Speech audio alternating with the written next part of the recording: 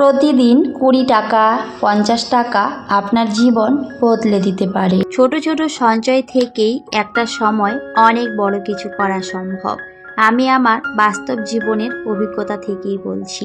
এই ছোট ছোট সঞ্চয় থেকেই একটা সময় অনেক কিছুই করা যায়। আমি নিজেও করেছি, তো সমস্ত কিছুই আজকের এই ভিডিওটিতে শেয়ার করব। আশা করছি ভিডিওটি সবার কাছে অনেক বেশি ভালো লাগবে আর আপনারা ঘরে বসেই প্রত্যেক মাসে হাজার হাজার টাকা সঞ্চয় করতে পারবেন। অনেকেই অনেক কিছু জানতে পারবেন, শিখতে পারবেন। তো ভিডিওটি স্কিপ না করে সাথেই থাকার অনুরোধ রইল। হ্যালো এভরিওয়ান, আসসালামু আলাইকুম। কেমন আছেন সবাই?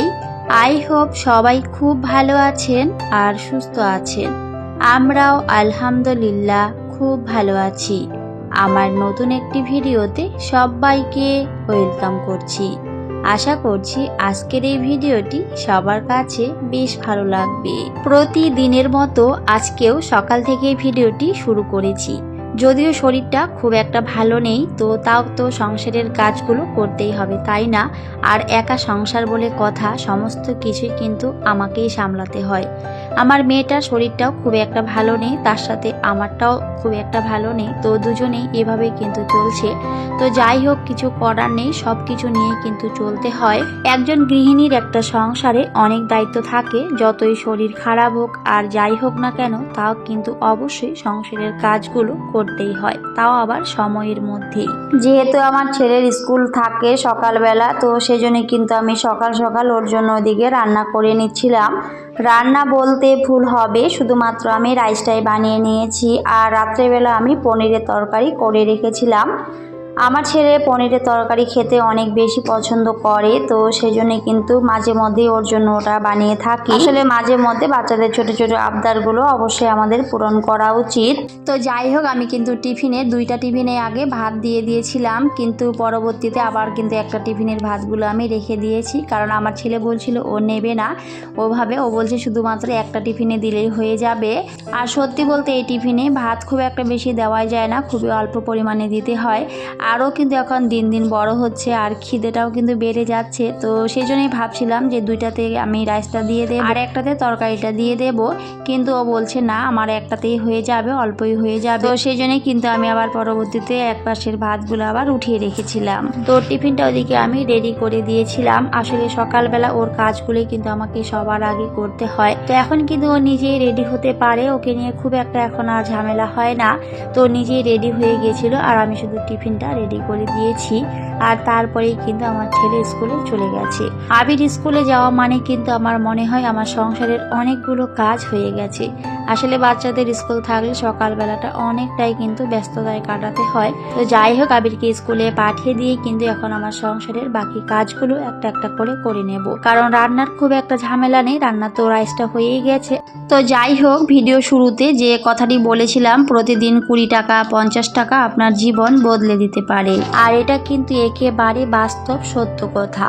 কারণ আমরা যদি প্রতিদিন কমপক্ষে 10 টাকা 20 টাকা এভাবে যদি জমিয়ে রাখি, তাহলে কিন্তু একটা সময় সেখান থেকেও আমাদের অনেকগুলো টাকা হয়ে যাবে, যেগুলো হয়তো আমরা কখনো ভাবতেও পারি না।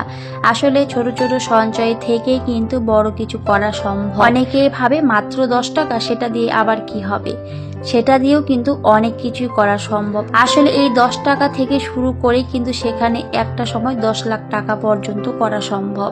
তো 10 টাকাটা কম নয়, অনেকেই ভাবে 10 টাকা মানে কোনো ব্যাপার না। আসলে ওই যে বললাম, ছোট ছোট সঞ্চয় থেকে কিন্তু একটা সময় অনেক কিছুই করা যায়। আমি আমার বাস্তব জীবনের অভিজ্ঞতা থেকেই সমস্ত কিছুই কিন্তু বলছি। আমিও কিন্তু এভাবেই সব সময় অল্প অল্প করে টাকা জমিয়ে রেখেছিলাম আমার হাত খরচের টাকা থেকে। তাছাড়া আমি নিজেও একটা কাজ করি, সেখান থেকে যদি আমার কিছু খুচরো টাকা থেকে যেত, আমি সব সময় সেই টাকাগুলো আলাদাভাবে কিন্তু জমিয়ে রাখতাম। আগে আমার একটা মাটির ব্যাংক ছিল, তো সেখানে কিন্তু রাখতাম। আর তাছাড়াও কিন্তু আমার পার্সোনাল ব্যাগ রয়েছে, তো সেখানেও কিন্তু সব সময় আমি আলাদাভাবে খুচরো টাকাগুলো রেখে দিই। কারণ খুচরো টাকা অনেক সময় কিন্তু পাওয়া যায় না, দরকারের সময় দেখবেন সহজে পাওয়া যায় না। তো সেই জন্যই। আর বিশেষ করে বাড়িতে যদি বাচ্চা থাকে তাহলে তো খুচরো টাকা অবশ্যই রাখতেই হবে, কারণ কখন তাদের কি দরকার হয় সেটা কিন্তু আমরা কেউ জানি না। তো সেই জন্য সেভাবে আমি সব সময় কিন্তু জমিয়ে রাখার চেষ্টা করতাম। আর আমি এই জমানো টাকাগুলো দিয়ে আমি আমার সংসারে কিন্তু অনেক কিছু জিনিস কিনেছি। আসলে এই যে বললাম, এই ছোট ছোট সঞ্চয় থেকে কিন্তু বড় কিছু করা সম্ভব। একবারে চাইলেও কিন্তু আমরা অনেক কিছু করতে পারি না। বিশেষ করে আমাদের মতো যারা মধ্যবিত্ত ঘরে রয়েছে তাদের কিন্তু চাইলেও অনেক কিছু একবারে করতে পারে না। যে কোনো জিনিস করার আগে আমাদের অনেকটা ধৈর্য ধরতে হয়, অনেকটা সময়ের অপেক্ষা করতে হয়, আর তারপরে কিন্তু আমরা আমাদের শখ আহ্লাদগুলোকে পূরণ করতে পারি। আবার অনেক সময় তো টাকার অভাবে কোনো শখ আহ্লাদই আমরা পূরণ করতে পারি না। জীবনে আমাদের অনেক শখ থাকে, কিন্তু টাকার জন্য সেই শখগুলো অনেক সময় কিন্তু পূরণ হয় না। তবে আমার মতে আপনি চাইলে কিন্তু সেই শখগুলো অনায়াসে পূরণ করতে পারবেন। সেটার জন্য আপনাকে একটু পরিশ্রম করতে হবে, একটু বুদ্ধি করে একটা সংসার চালাতে হবে। সব সময় চেষ্টা করতে হবে অল্প অল্প করে আলাদাভাবে জমিয়ে রাখার। নিজের জন্য না হলে সন্তানের জন্য অবশ্যই কিন্তু অল্প অল্প করে জমিয়ে রাখা উচিত। তো আমি কিন্তু সব সময় সেইভাবে অল্প অল্প করে টাকা জমিয়ে রাখি। আপনারাও চাইলে অবশ্যই সেইভাবে জমিয়ে রাখবেন, দেখবেন একটা সময় সেখান থেকেও অনেক কিছু করা সম্ভব। আমি আমার সংসারে যত কিছু করেছি অনেকটা বুদ্ধি, পরিশ্রম আর ভালোবাসা দিয়েই কিন্তু করেছি। একবারে কিন্তু কোনো কিছু করা সম্ভব নয়, সেটার জন্য অনেকটা সময়ের অপেক্ষা করতে হয়। আর ওই যে বললাম, বুদ্ধি করে চলতে হবে। বুদ্ধি করে চললে সমস্ত কিছুই সম্ভব। তো যাই হোক, আমার ছেলের একটা প্লাস্টিকের ব্যাগ রয়েছে আর তার সাথে আমারও একটা রয়েছে। তো আমি কিন্তু এবার দুইটা ব্যাগ কিনেছিলাম। এর আগে একটা মাটির ব্যাগ ছিল, তো সেখানে কিন্তু আমি টাকা ভরে রাখতাম। তো আমার ছেলেও কিন্তু মাঝে মধ্যে রাখতো। তো যখন সেটা ভেঙেছিলাম তো আমার ছেলে বলছিল যে সব টাকাগুলো আমার, ওগুলো সব আমি রেখেছি।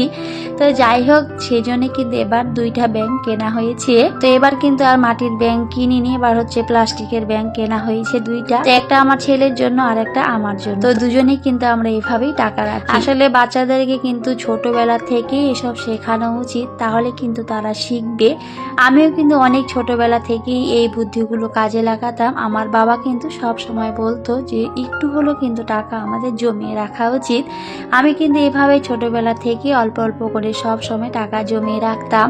আর সেই জমানো টাকাগুলো দিয়েই কিন্তু আমি অনেক কিছুই কিনতাম। আমি একটা সাইকেল পর্যন্ত কিন্তু কিনেছিলাম, আমার এখনো মনে আছে। যদিও সাইকেলের টাকা সবগুলোই আমি জমাতে পারিনি, তবে কিছুটা হলেও কিন্তু আমি জমাতে পেরেছিলাম।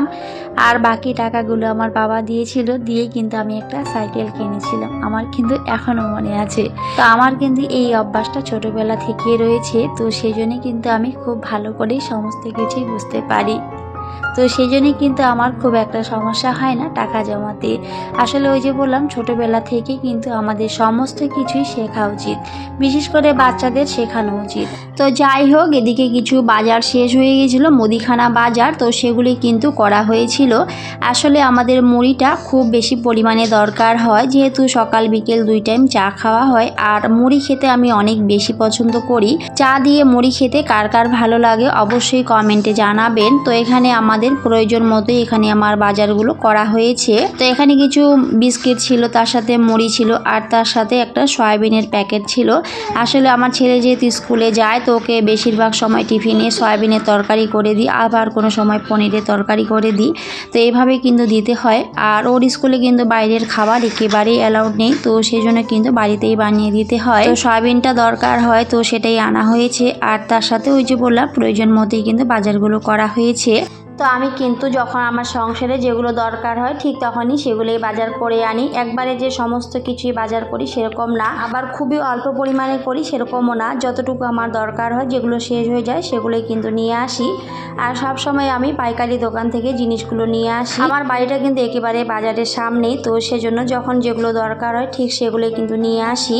আর পাইকারি দোকান থেকে জিনিসগুলো নিয়ে আসি বলে কিন্তু আমি অনেক টাকা এখান থেকে সেভ করতে পারি। আসলে পাইকারি দোকানে কিন্তু জিনিসের দামটা অনেকটাই কম থাকে, তো সেই জন্য কিন্তু সংসারের খরচ থেকে আমি সেখানেও সবসময় অল্প অল্প করে টাকা আলাদাভাবে জমিয়ে রাখি। ওই যে বললাম ভিডিও শুরুতে যে প্রতিদিন 20 টাকা 50 টাকা এরকম করে যদি জমিয়ে রাখা যায় তাহলে কিন্তু একটা সময় সেখান থেকেও অনেক বড় একটা অ্যামাউন্ট পাওয়া যায়। আসলে ছোট থেকেই কিন্তু সব কিছুই শুরু হয়, একবারে চাইলেও কিন্তু অনেক টাকা জমানো সম্ভব নয়, বিশেষ করে আমাদের মতো মধ্যবিত্ত সংসারে। তো আমাদের অবশ্যই চেষ্টা করতে হবে অল্প অল্প করে সঞ্চয় করার। প্রতিদিন 10 টাকা 20 টাকা 50 টাকা পারলে 100 টাকা এভাবে যদি জমিয়ে রাখি তাহলে অবশ্যই সেখান থেকে আমাদের নিজস্ব শখ আহ্লাদগুলো আমরা অবশ্যই পূরণ করতে পারবো। জীবনে অনেক ছোট ছোট শখ থাকে, এভাবে টাকা জমিয়ে রাখলে কিন্তু একটা সময় অবশ্যই সেই শখগুলো আমরা পূরণ করতে পারি। আমি তো আমার জীবনে এরকম অনেক শখ পূরণ করেছি অল্প অল্প করে টাকা জমিয়ে। তো আশা করছি আপনারাও এভাবে অল্প অল্প করে টাকা জমিয়ে রাখবেন, দেখবেন একটা সময় এই অল্প থেকেই অনেক বড় কিছু করা সম্ভব। আমি আমার বাস্তব জীবনের গল্পগুলো থেকে আমি কিন্তু শেয়ার করছি, এর বাইরে কোনো কিছুই বলছি না। যেগুলো করে আমি উপকৃত হয়েছি, যেগুলো করে আমি আমার সংসারের একটু একটু করে উন্নতি করেছি, সেগুলোই কিন্তু আমি ভিডিওতে শেয়ার করি। এর বাইরে কিন্তু কোনো কিছুই দেখাই না, আমার বাস্তব জীবনের অভিজ্ঞতা থেকেই কিন্তু সব কিছুই বলছি। আশা করছি আপনারা অবশ্যই বুঝবেন। আর এইভাবে চেষ্টা করেন, যদি একবার আপনারা এই টাকা জমানোর আর্টটা শিখে যান তাহলে কিন্তু পরবর্তীতে অনেক বেশি ভালো লাগবে। যখন অল্প অল্প করে জমাতে জমাতে অনেকগুলো হয়ে যাবে তখন কিন্তু মনটা অনেক বেশি ভালো লাগবে, তখন কিন্তু টাকা জমানোর আগ্রহটা আরও অনেকটাই বেড়ে যাবে। আর একবার যদি এই আগ্রহটা বেড়ে যায় তাহলে কিন্তু কখনোই সেটা আর থামবে না, সেটা কিন্তু আরও দিন দিন বেড়েই চলবে। আজকে হয়তো 20 টাকা থেকে শুরু করবেন, দেখবেন একটা সময় আপনি সেখানে 50 টাকা 100 টাকা এভাবেও কিন্তু জমানো শুরু করে দিয়েছেন। আর যদি প্রতিদিন 100 টাকা করে জমানো শুরু করেন তাহলে সত্যি বছরে অনেক টাকা কিন্তু সেখান থেকেও আপনি পেয়ে যাবেন। আর এটাই কিন্তু সত্যি, ছোট থেকেই কিন্তু বড় কিছু করা সম্ভব। আমি যেভাবে চলি, যে টিপসগুলো ফলো করি সেগুলোই ভিডিওতে শেয়ার করি। আপনারা ভালোবেসে আমার ভিডিওগুলো দেখেন আর অনেক সুন্দর করে কমেন্ট করেন। সবার প্রতি রইল আমার মন থেকে অনেক দোয়া আর ভালোবাসা। এভাবে সবাই সুন্দর সুন্দর করে কমেন্ট করবেন, আমাকে উৎসাহিত করবেন নতুন নতুন কন্টেন্ট তৈরি করতে। আপনাদের কমেন্টগুলো আমার অনেক ভালো লাগে, আমি অনেকটা উৎসাহ নিয়ে সবার কমেন্ট পড়ি। তো আশা করছি আজকের এই ভিডিওটিতেও সবাই অনেক সুন্দর সুন্দর করে কমেন্ট রেখে যাবেন। তো যাই হোক, এদিকে অনেক কথা বলেছি আর এদিকে কিন্তু আমি বাজারগুলো সুন্দর করে গুছিয়ে নিয়েছিলাম। মুড়িটাও কিন্তু ঢেলে রেখেছি, মুড়ি আমার বেশ পছন্দের একটা খাবার, তো সেটাও কিন্তু আমি ঢেলে নিয়েছি। আর অনেকগুলো মুড়ি কিন্তু ওখানে আনা হয়েছে। তো যাই হোক, প্রথমবার কিন্তু আমি আম খেয়েছি, তো একটা আম আমি কেটে নিয়েছিলাম। এর কয়েকটা আগের ভিডিওতে দেখিয়েছিলাম যে আম এনেছিলাম, আসলে এখন কিন্তু আম নতুন বের হয়েছে, তো সেগুলো আনা হয়েছে। আমি কিন্তু কেটে নিয়েছিলাম আর খেয়েছিলাম, সেটা একটুখানি শেয়ার করেছি। আর এখন কিন্তু খুব একটা বেশি মিষ্টি না, তবে বেশ ভালোই লাগছিল। যেহেতু এখন নতুন বের হয়েছে তো খেতে তো হবে, একটু তো টেস্ট করতেই হবে, তো সেই জন্য কিন্তু শুধু আনা হয়েছে। আর আমার বাবার বাড়িতে একটা বিয়ে ছিল, তো সেখানে কিন্তু রাত্রেবেলা গিয়েছিলাম, তো সেটা একটুখানি শেয়ার করেছি। তো আশা করছি আপনাদের কাছেও ভালো লাগবে। আসলে গ্রামের বিয়ে আমার কাছে বেশ ভালো লাগে, যদিও আমার বাবার বাড়িটা আমাদের বাড়ি থেকে খুব একটা দূরে না, অনেকটাই কাছে। আসলে বাবার বাড়ি কাছে থাকা অনেক বেশি সুবিধা, তবে একটু অসুবিধা রয়েছে। তো যাই হোক, আমার তো বেশ ভালোই লাগে বাবার বাড়ির কাছে। তো আমার তো অনেক বেশি সুবিধা হয় বাবার বাড়ির কাছে থাকাতে, কারণ যেহেতু আমি বেশিরভাগ একা থাকি, তো সেজন্যই বাবার বাড়ির কাছে থাকাটা আমার অনেক বেশি উপকার হয়। কার বাবার বাড়ির কাছে অবশ্যই কমেন্টে জানাবেন। তো এই ছিল আজকের ছোট্ট একটি ভিডিও। তো ভিডিওটি কেমন লেগেছে সবাই কমেন্টে জানাবেন। কথার মধ্যে কোনো ভুল ত্রুটি হলে সবাই ক্ষমাসুন্দর দৃষ্টিতে দেখবেন। সবাই খুব ভালো থাকবেন, সুস্থ থাকবেন। সবাইকে টাটা, আল্লাহ হাফেজ। দেখা হবে পরের অন্য কোনো একটি ভিডিওতে।